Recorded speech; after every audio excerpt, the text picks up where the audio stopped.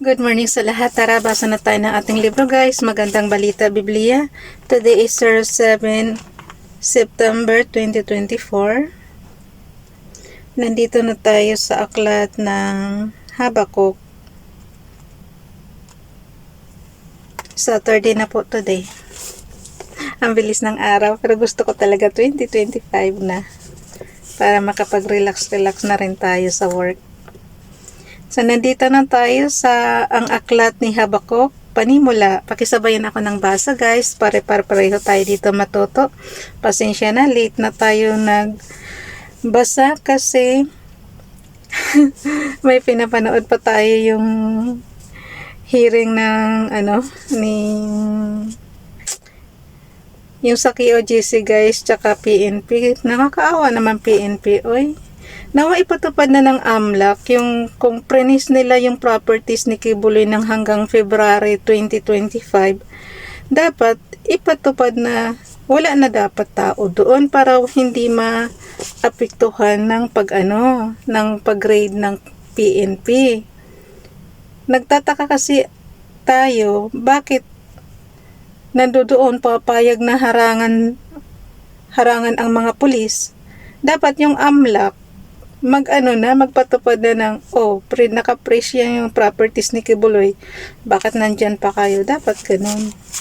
Kasi nagiging parang pag nakita mo naman, minumura ang kapulisan. Minumura si General Torre ng mga KOGC members. Grabe naman. Maximum tolerance na nga talaga ang pero kahit na maximum tolerance siguro ang gagawin ng PNP kung gano'n naman kung murahin yung PNP, ayaw na lang talaga. Kaya nga mas gusto ko pa talaga guys sa lower house, kasi ang lower house walang kinikilingan. Talagang fair sila kung mag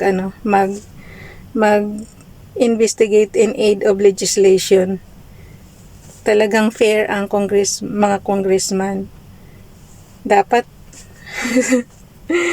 dapat kongreso na lang talaga, wala ng senate. Para hindi sayang yung pasweldo natin sa mga senador.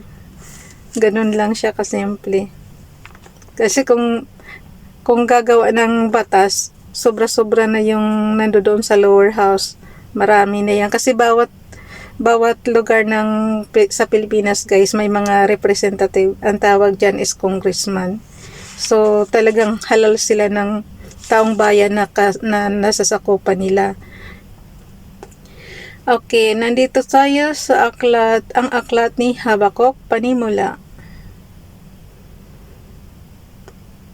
Ko lang yan opinion ko lang yun kasi nanood, kaya nga ako na-late ngayon kasi nanood pa tayo. Kaya, yung kagabi ba, nireplay ko pa talaga, napanood ko na siya kahapon, hanggang alas 8 yata natapos yun, pero nireplay ko pa talagang kahit anong gawin mo, one-sided talaga si Senator Bato. Pagka yung litanya ba ng KOGC, talagang ilang oras naman talaga. Pagdating naman sa kapulisan, pag sila na yung nagsasalita, talagang iniiksian. Pinuputol agad.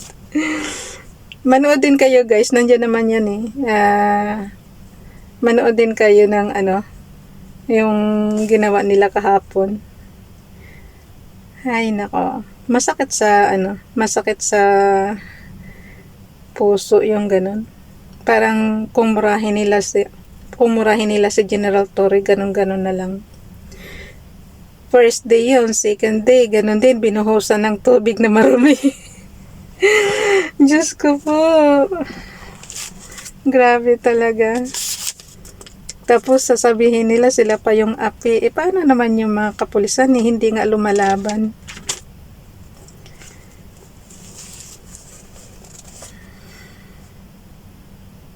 Okay, ang aklat ni Habakuk, panimula. Konti na lang pala guys, talagang konting-konti na lang, konting tiis na lang. Matatapos na natin magbasa ng Biblia. Ang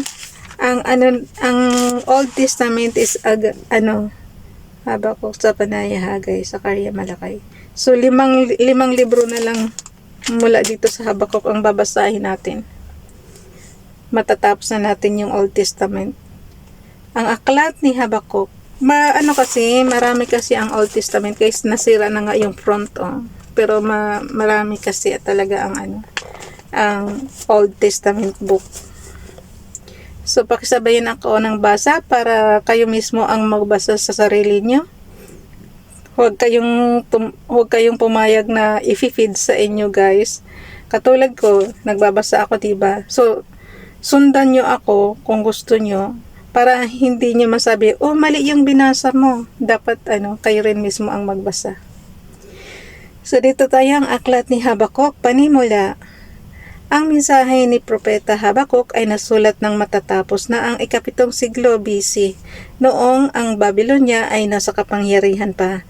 Labis siyang nabahala sa karahasan ng malulupit na taga-Babylonia, kaya't naitanong niya kay Yahweh, bakit hindi kayo kumikibo gayong pinupuksa nila ang mga taong higit na mabuti kaysa kanila? Chapter 1, verse 13. Sumagot si Yahweh na siya ay kikilos pagdating ng takdang panahon, samantala ang matuwid ay mabubuhay sa pamamagitan ng kanyang pananampalataya. Chapter 2, verse 4.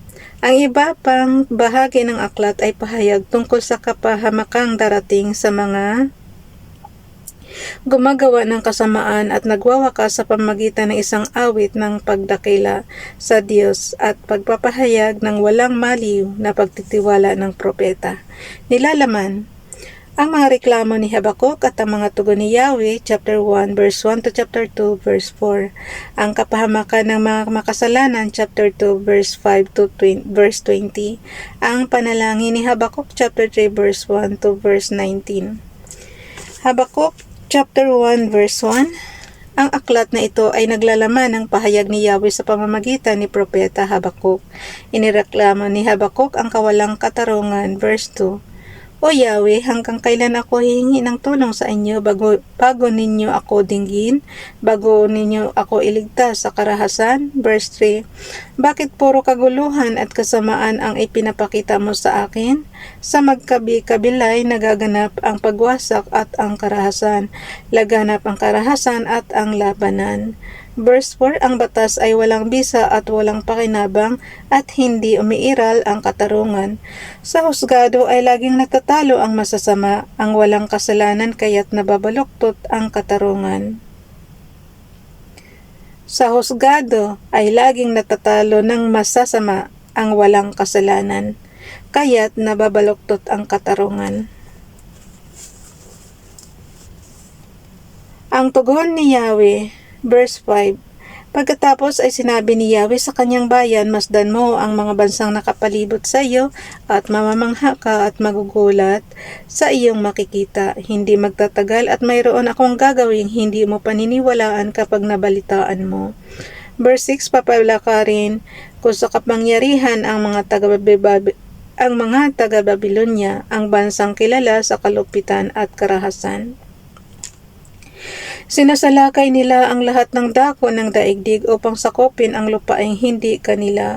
Verse 7, naghahasik sila ng takot at sindak, ipinagmamapuri nila na sila mismo ang batas. Verse 8, ang mga kabayo nila ay mas mabibilis kaysa mga leopardo, mas mababangis kaysa mga asong gubat pagsapit ng gabi.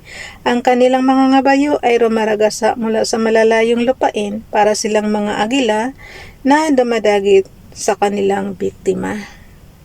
Verse 9, ang kanilang mga hukbo ay marahas na sumasalakay at lahat ng nasisindak habang sila'y nananakop, di mabilang na parang buhangin ang kanilang mga bihag. Verse 10, hinahamak nila ang mga hari at walang pinunong iginagalang, pinagtatawanan lamang nila ang bawat muog sapagkat ito'y kanilang nilolosob at madaling nakukuha. Verse 11, pagkatapos ay nagpapatuloy silang parang malakas na hangin, walang dinodiyos kundi ang sarili nilang lakas. Muling dumaing si Habakuk Verse 12, O Yahweh, kayo ay Diyos na walang hanggan, kayo ang aking Diyos, banal at magpakailanman. O Yahweh, aking Diyos at tanggulan, pinili ninyo ang mga taga-Babilonya at sila'y inyong pinalakas. O batong matibay, inilagay mo sila upang kami pahirapan, upang kami parusahan. Verse 13, ngunit, paano ninyo natitiis ang mga taksil at masasamang taong ito? Napakabanal ng inyong paningin upang masdan ang kasamaan. Hindi ninyo matitiis ang mga taong gumagawa ng mali. Bakit hindi kayo kumikibo gayong pinupuksa nila ang mga taong higit na mabuti kaysa kanila? Verse 14, itinuturing mo ang mga tao na gaya ng mga isda o gaya ng mga kulisap na walang mangunguna sa kanila. Verse 15, binibingwit sila ng mga taga-Babilonya na wari isda. Itinataboy nila ang mga ito sa mga lambat at pagkatapos ay nagsisigawan sa galak. Verse 16, kaya't sinasamba pa nila ang kanilang mga lambat at nag-aalay na mga handog, sapagkat ito ang nagbibigay sa kanila ng karangyaan. Verse Habakkuk chapter 1 verse 17, patuloy na ba nilang gagamitin ang kanilang tabak at walang awang pupuksain ang mga bansa? Bukas na itong ang tugon ni Yahweh, guys, yung chapter 2 for 08 September 2024. Naku, nabutan na ako ng oras. Bye everyone. God bless.